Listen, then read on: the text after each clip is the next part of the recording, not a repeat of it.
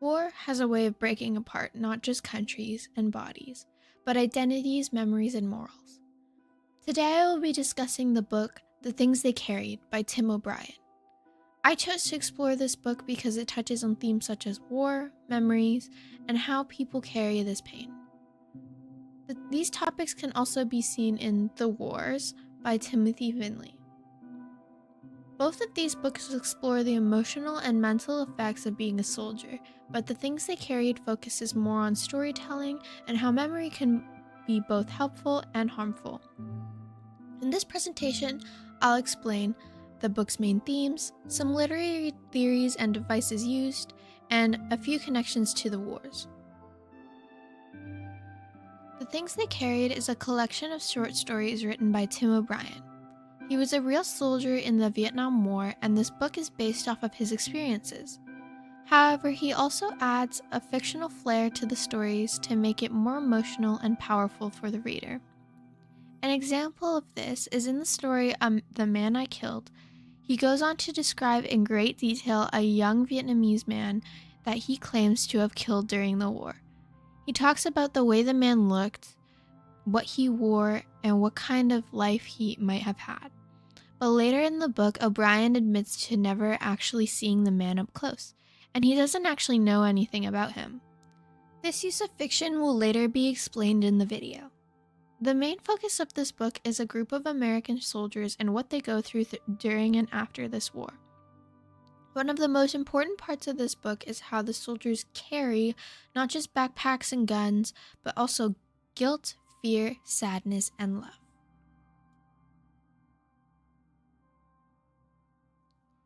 Emotional weight of war. The soldiers carry physical items such as backpacks, guns, and their belongings, but at the same time, the emotional weight is much heavier than the physical one. An example of this would be the very first story, The Things They Carry. A lieutenant carries letters from a girl who he loves, and he often daydreams about her during the war. But once one of his men is suddenly killed, the lieutenant blames himself as he believes that because he was distracted thinking of his lover, he failed as a leader.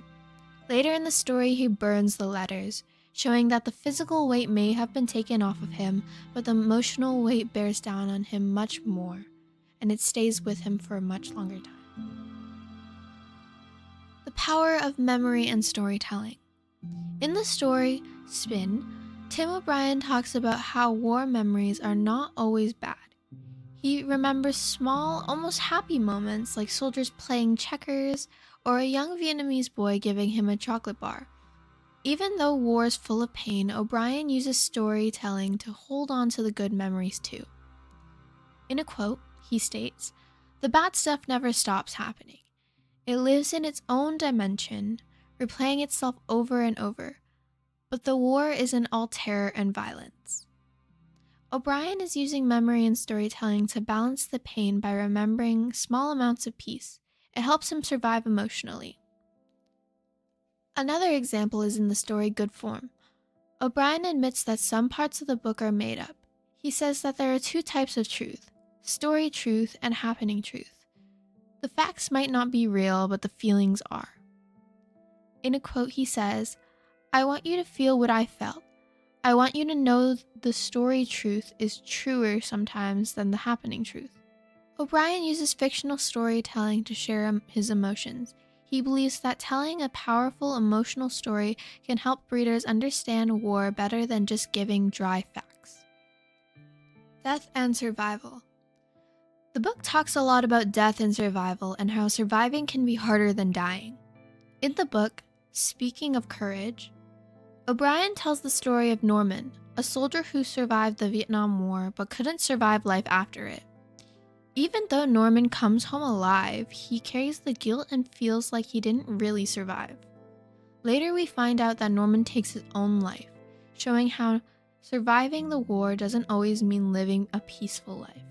He had been braver than ever thought possible, but he hadn't been able to talk about it, and he couldn't bring himself to be a part of anything.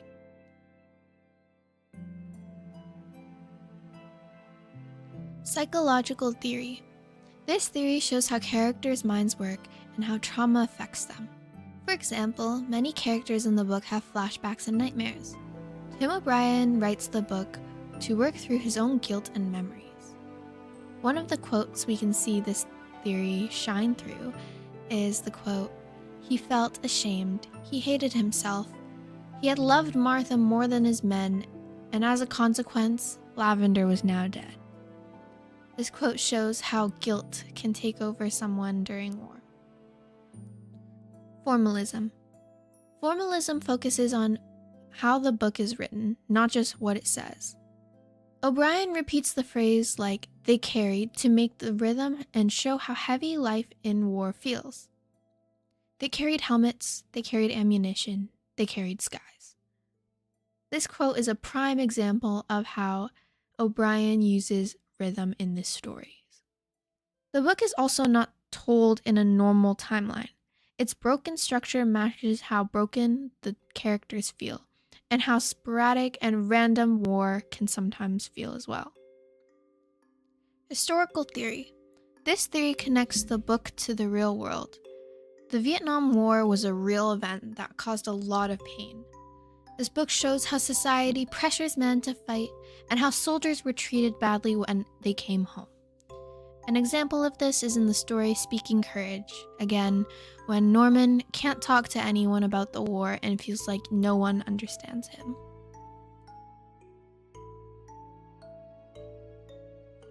Both stories, the wars, and the things they carried are different in setting and time, but both show how war affects people emotionally, the way guilt and memory change someone, that disobeying orders can sometimes be the right thing, and how hard it is to understand what war really feels like.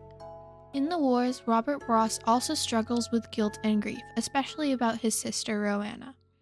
Just like Tim O'Brien, he tries to do good in this world full of death and violence. Both books show that being a good person in war is not always easy. I think The Things They Carry is a powerful and emotional book. It shows war in a very honest way. Not something glorious, but as something painful and confusing.